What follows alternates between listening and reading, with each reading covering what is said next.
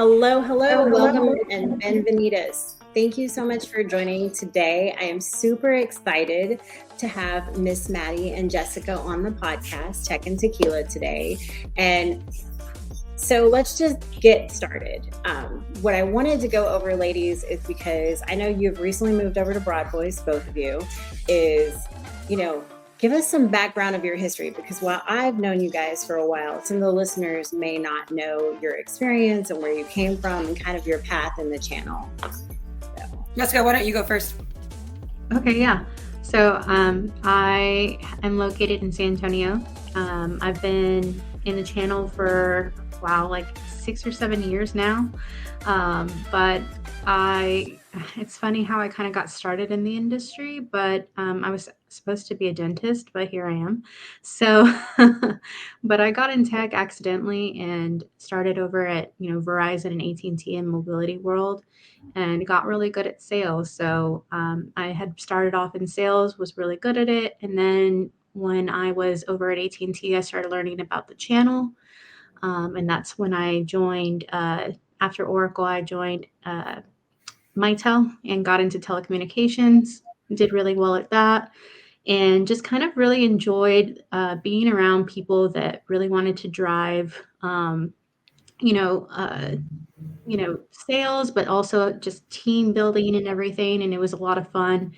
And after that, I went over to 8x8, did more telecommunications, and then I went over to Intellipeer and did some AI, which was really fun. I love the out of the box thinking and being able to see being able to see it from a customer's perspective. And so after Intellipeer, I really wanted to find something that had that mixture of channel and sales. So I took the role of our national CX role at Broadvoice. And Broadvoice is an amazing place. I've only been here about 2.5 months now, but it was a lot of fun, and it's been fun, and Maddie's on board now. So yeah. Yeah, I'm Maddie Webster. So I've been at Broadvoice just a month, basically. And so I've been in the channel for 10 years, actually, this month, which is crazy. I got into it, honestly, I just tripped and fell into the channel.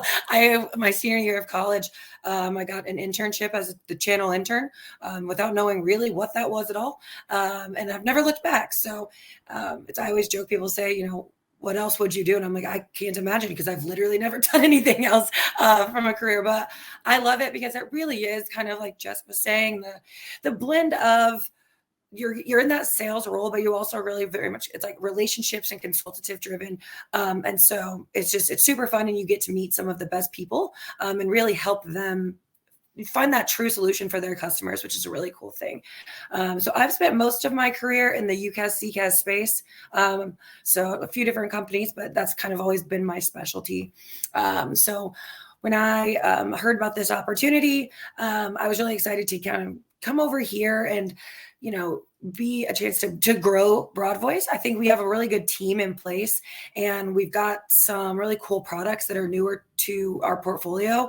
And we're really making a big push at leaning into those new products and really growing the business. And so when this opportunity opened up and Jessica reached out and said, you should definitely at least entertain this. And so, yeah, I joined the company, and it's been a great month so far. We really have a lot of awesome stuff going on. I'm excited to see where it all goes. Yes.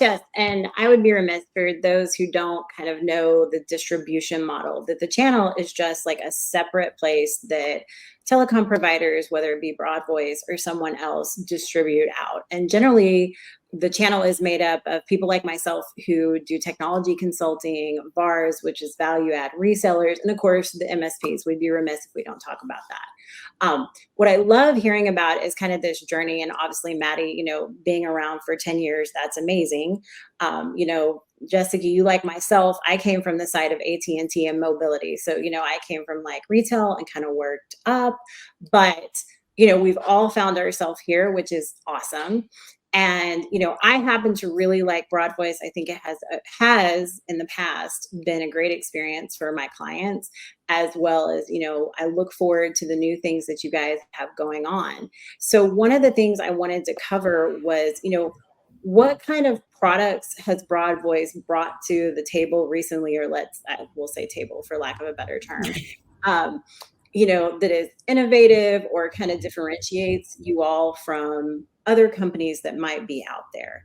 And, I know, Jessica, with you being the CX, so like the customer experience and kind of more in that CCaaS space, your product set that you might talk about is going to be a little bit different from, per se, Maddie, who, might cover more of kind of the unified communications piece, so like your hosted phones or cloud phones. So I took the role over at Broadvoice. They offered me the role of CX. And, from when I first had heard of Broadvoice, I always knew of them as a UC player, right?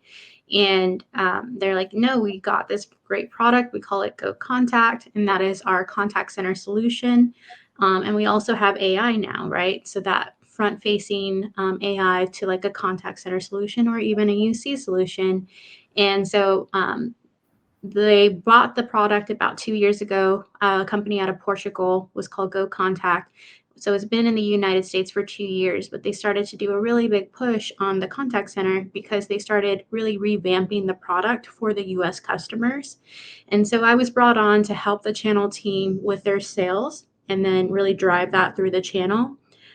So it's been a lot of fun, and it's great that they're one of the few providers out there that has a complete solution from top, like cradle to grave, right? So you have the UC side that Maddie works solely, and then she'll bring me in and we'll work together on contact center and the AI piece. And then one other big thing that we do as well is what we call our CX hub.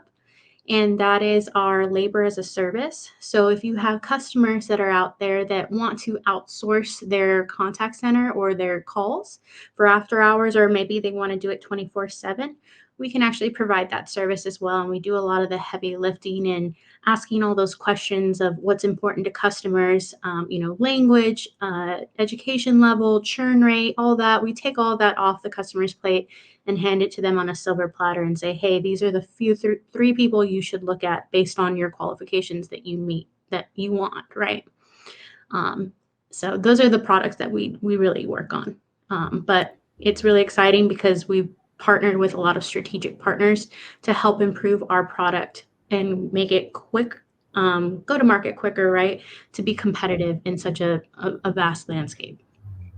Well, and I think one of the things that Broadvoice brings to the table in that is that, you've got your unified communications or your hosted and cloud-based phone system. But on top of that, you have kind of like a contact center light, which is not going to be like your fully, we'll say, the whole enchilada solution. But at the same time, if really what you need is more that full solution for, a contact center, whether that be with, people in one space or people remote, you have that as a solution. And adding on this labor, which I think is huge, especially for someone who's not ready. I'll say someone, but like a who needs that additional help, but is not ready to take on that additional, like, oh, let's build out this whole contact center, how helpful that can be. And, is there a particular like vertical or space where you see them using that more these days? Or is it just kind of all over the place?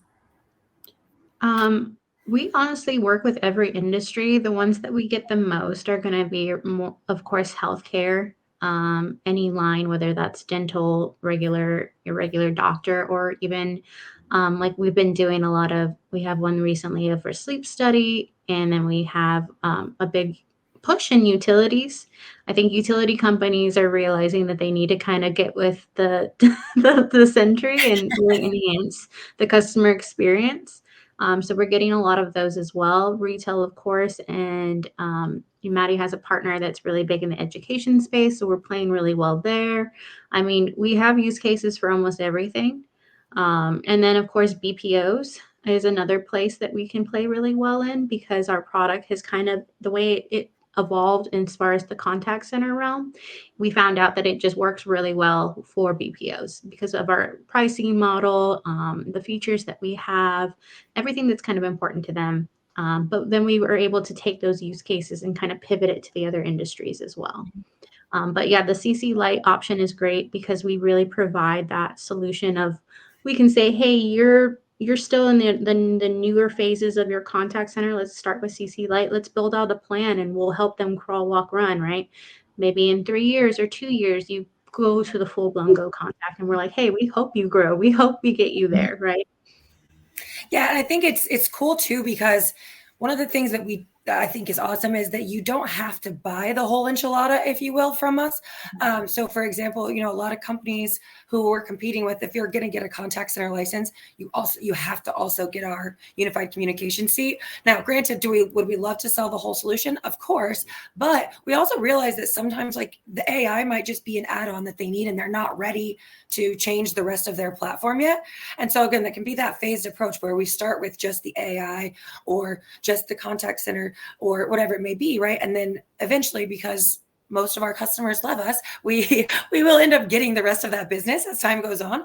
But it's cool to note that, because it's not super common to be able to sell it like that. Yep. Yeah.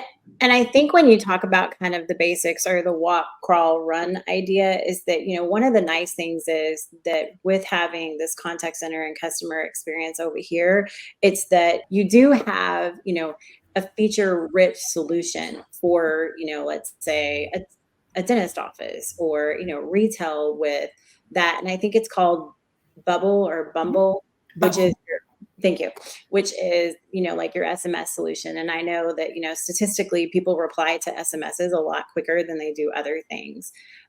So what would you guys say is something that Broadvoice does differently from, any other company you guys have been with, or kind of where you've gone up against another company that this has been like, this is why they decided to go with Broadvoice?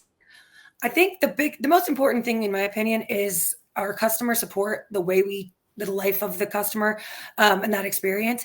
We really give a complete white glove service through the installation and through the journey of the customer with us. And I think that's it's awesome, because like you said, we have this history with the UC product, and having that is what we're known for. Is we keep our customers, they're happy, they love to work with us, and so by bringing on this other product set, we're not losing that, right? We're not losing where we came from. So I think that's super cool. We do a lot of things, like a customer nurture program, and things of that nature, where we actually have dedicated people who are staying with the client for the first 90 days to make sure that we got it set up correctly the way you want it, and that it works properly, that you're getting the most out of all of those features, that you're using things in the way that makes sense for you, because we don't want to just sell you a solution and say, there you go, have fun, right? So we really want to make sure that you're getting your money's worth and you're happy with, and actually solving the problems that you have. So I think that's definitely a big piece for us, is just that white glove support. Okay. And then also, of course, the people, like you have Maddie and the entire team, you have a consistency, whether you're a partner or the customer, you have a consistent experience from implementation team, your sales team, and the support side as well. And even the support, we had a partner one time call us and say, hey, we had a bunch of different people up to bat for this opportunity, and we called into all the support lines and y'all were the quickest. And so like our CSAT levels are through the roof. Like we have such great, and we have very low churn, right? I think it's like 0.07 or something like that. So super low. And we really take pride in, our customers, and then also making sure that our partners are happy as well. And I was going to say, I've seen that with my customers that I have that have you guys as the solution is, number one, and I always say from configuration call to once, we actually did the install, everything, I always say your tech is going to tech sometimes in the process, but if you run into a little roadblock, it's immediately having somebody that's like, okay, and takes initiative to fix that problem, and make sure that by the time, you're if you're getting desk phones, you're setting the phone on the desk and having it programmed, that it's programmed how it's supposed to be and it works exactly like it's supposed to be.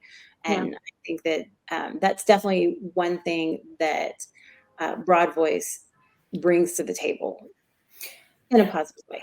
Yeah, absolutely. I mean, I think like Jessica was saying too, the teams that we have in place, it's not, absolutely, it's once we start configuration, but it's even through that sales cycle, we really put a big emphasis on making sure that you're getting the support you need and you understand what's going on. We're very transparent about our pricing. There's not going to be any gotchas or anything like that. And so that's a huge differentiator. Yep. That's what I was going to say. Like, we're not trying to nickel and dime you through the entire thing either, especially during implementation. We don't get paid to keep you during the implementation process, right? We do take our time on the planning side, but we're not, charging you an insane amount of money for all that. So, Yeah, exactly. One of the things that I saw kind of looking at some of the recent items that I've been sent by Broadvoice is just kind of how you're looking to differentiate and move up in the marketplace. And what do you guys see that Broadvoice is doing to kind of make that happen and make sure that, the clients as well as the partners know, like, this is where Broadvoice is going and this is what we're doing? Yeah, I think it's important to note that, while we are definitely trying to move up market, and I'll dive into that, but we still also love our SMB clients too, right? Where we are not going to ever try to leave those guys in the dirt, in the dust. We're not going to get too big for them. So I think that's important, that while we are putting the foundation in place to be able to support, by adding products like Go Contact and AI, and having, we've had some changes to our UI, so everything looks really pretty, and all these different features that we've added on. So all of that we're doing so that we can support everything from, one seat up into the multi-thousands. And so I think we're doing it, and we're, like I said, doing it slowly so that that foundation is really there, and we're taking everything with us. And then also, like, we're bringing people on board who have worked at various different companies and various different, target markets. And so we're putting the foundation, and not only the product, but the people to support it as well. Yeah. Yeah. And for the Go Contact side, I think it's truly like making it one platform, right? From the UC to the contact center. And then, like, the strategic partners that I mentioned earlier, we've been bringing on partners to help us improve our product, because in the contact center realm, like, people need more like very rigorous analytics. They need workforce management. They need, you name it, agent assist, a more robust AI. And so we want to be able to be that one-stop shop for that customer and provide a full solution. And so I think that that's what's kind of propelling us into the mid-market space. We still really thought that we were going to be playing with some of the more SMB players, but we've been playing against, the Genesis and Five9s of the world. We're happily accidentally. So, but it's been really exciting. It's been an exciting journey so far. I'm really excited by the end of the year to kind of reflect back on all the work we've done and all the customers that we've onboarded, and what we've learned through the process and working with our strategic partners. So I would be remiss if I didn't ask about this, because, everybody talks about AI, but where do you see, like, how is Broadvoice utilizing AI, and where do you see kind of the trend going in the future with AI? There's 3 different levels of AI, like, as far as like pre-call, during call, and post-call, right? We are right now solving mostly for that pre-call, and we're trying to get more into that post and also during. So we're currently bringing on, like, the strategic partners, like maybe like a Level or Observe AI of the world, to help us with the post-call analytics. And then we have like our agent assist will have sentiment and like other features that will help the agent during it. But we'll also maybe bring in, we're open to working with multiple partners to solve for the customer's experience. But I think AI is truly helping, build tangible, I always say tangible and intangible ROI for customers, right? Most of the contact centers have a 30% vacancy in them. And so AI really helps solve for those vacancies and helps produce, customer satisfaction that is streamlined. And, a bot doesn't have a bad day, right? And so I think that AI is really good if it's used correctly, and it depends on which one you want to go with, right? There's the flavors of it. There's conversational and there's generative. We're hoping to dive more into generative by the end of the year. But right now we're more on that conversational side. But what's great about what we're doing is we're tweaking it for 6 months after. It's because everybody has different dialects, everybody has different ways of saying things. So if we notice that calls are being abandoned and not the bot is not doing its job, we're there tweaking it for 6 months after. So I think it's just really making sure it's set up properly and the use cases there. I mean, everybody wants to take things off their agents' laps, right? And it doesn't even have to be a contact center. We can put that in front of a UC side as well. We have a large pizza chain at Broadvoice that's only on UC, and they want to solve for, they have a high churn rate for their managers. And what's happening is their managers are just sitting on the phone all day taking orders. And so they're unhappy. And then because the phone lines get backed up, they're missing orders. So there you have your tangible ROI of taking more orders and making more money. And then you're also having to save money from that churn. You're not having to hire and retain and do everything that you would every time a customer or an employee leaves. So it's really fun. I love AI. I love talking about it. I love doing use cases, but I'm really excited what Broadvoice is going to do. And like I said, we're partnering with those folks to make and improve ourselves all the time. Yeah. And I would be remiss if I didn't talk about the fact that one of the things that I like about Broadvoice's solution, and I realize this might not be just an absolute differentiator, but it is the ability to meet the customer wherever they're at. So if, like we talked about the SMS, but also like web chats and, WhatsApp and Messenger, and having that ability to kind of have it, for lack of a better term, like one screen or under one umbrella for that as well. Mm-hmm. Absolutely. Yeah. We offer a lot of different channels because it's, especially in this day and age, your customers are going to meet you where they want to meet you. So having those options is it's so much more beneficial, because if you're not giving them those choices, someone else is, so they can always just go to your competitor. So it's nice that we're offering all of those things. We're not having to piecemeal different products together in order to get that full solution like you were talking about. So yeah, and we have all of those within our product now, and we also are really open to integrating as well. For the most part, if there's something that we need to integrate into to make something work for our customer, we're willing to have that conversation and look at what needs to be done in order to dive deeper and see if it's possible, which most of the time it is. Well, and I think that's the thing, there's this idea that you have to have like open APIs to be able to make something happen. But sometimes, you can use like an interim solution, or it's something that can be worked in through development within it. I think that all ties back into our ability to just do right by our customers and make sure that they're doing things right. So, if we have to dive in and get our hands dirty to make something work and make sure the solution is what it needs to be, we absolutely will meet them and do that. Yeah, we have a large client of ours that went onto our contact center, and they needed more. This is, a year or two ago before my time, but they really wanted more advanced analytics. And so we went out and found a partner, and now we have that solution as part of our solution because of that. So anytime we have something that, customer really needs, we're really open to it and even integrating it into our platform. And I think that kind of stems from like what Maddie said earlier, like we're never going to grow out of being able to help our customers. And I think that spans from no matter what size they are. Exactly. And I think, last but not least, obviously if someone chooses to work with Broadvoice through the channel, then, they're going to be working with the both of you as part of their team.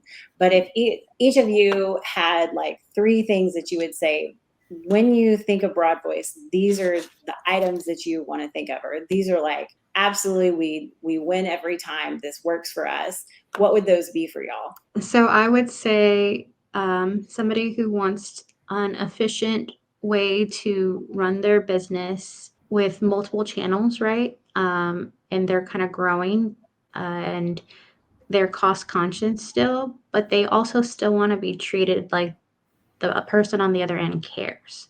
And I don't think that has to be a specific industry. I think that, we can solve for a lot of different use cases. But yeah, I would say somebody who wants the technology to enhance their customer experience, price, and support. Yeah, I have to agree. Obviously, I've harped on our support the whole time we've been chatting, but really, that is what it comes down to, right? It's a customer who like they want to be treated like they matter, no matter what size or shape they are.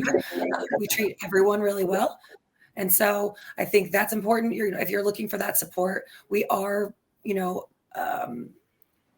very flexible as well. So we'll work with them on a lot of things, from everything from price to the technology itself, and how, we can do different licenses. It's not all one across the board like some people are, things like that. So being, if they want to have great support and someone who works with them and is flexible, on top of having an incredible platform we have 100% SLA, right? So someone who that matters to them too, that stability. Yeah. So what I hear from you guys is, at the end of the day, it would be, the white glove service, someone who, their ROI or, being cost conscious is still important to them. And that you guys as Broadvoice had the ability to grow with the customer. So it's not like, the customer can outgrow you or go into a space where, let's say they're too big or it's not going to fit, because between, looking for the solution for them, which was what you were guys talking about, and, that y'all are willing to work with that. I think those would be the big things that you all have hit on. But last but not least, of course, this is called Tech and Tequila. So, i.e., what is your favorite tequila, or what is your favorite tequila drink, ladies? Ooh, I'm going to go with a Paloma. My favorite tequila is called Mi Genta. It's a woman-owned brewery or agave maker, and it's really great. The bottles are beautiful. It drinks smooth, and I guess the drink. I love a margarita. Like the best margarita I ever had was, of course, in Mexico, and it had fresh lychee in it. And I was like, I've never had a lychee margarita, but it was great. And then, of course, you can't go wrong with ranch water. That's true. I always like to say it's simple but perfect. And, first and foremost, I want to thank you guys again for joining me on Tech and Tequila. I really appreciate it. Thank you for sharing your knowledge and kind of talking about it. So thanks so much for having us. We're happy to be on. Yes, thank you for having us on today's episode of Tech and Tequila. I hope you enjoyed our conversation today. To stay updated about all things tech and more, don't forget to visit us at our website, shelbyts.com. If you loved what you heard, remember to show your support by liking, sharing, and subscribing to our podcast. Your 5-star ratings and reviews mean the world to us and help us to reach more listeners just like you. So muchas gracias again for joining us with Tech and Tequila. Thank you so much. You learned a lot about tech, and maybe you had a nice drink of tequila.